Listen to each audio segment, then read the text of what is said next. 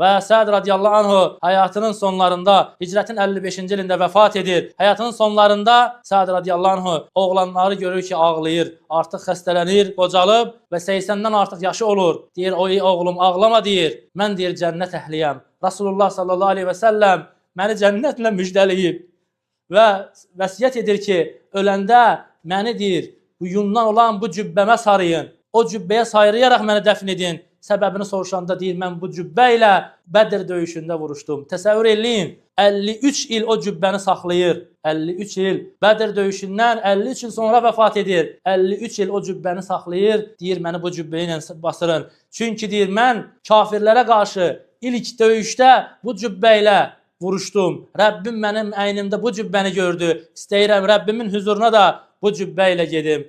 Və Səd radiyallahu anh vəfat edir. Əqiq vadisindən onu Mədiniyə gətirirlər. Peyğəmbər sallallahu aleyhi və səlləmin zövcələri də ona cənazə qılmaq istəyir. Onun məscidə daxil olunmasını, cənazəsinin məscidə daxil olunmasını istəyirlər və daxil edilir və onlar da cənazəsini qılır və Bəqi qəbirstanlığında dəfn olunur.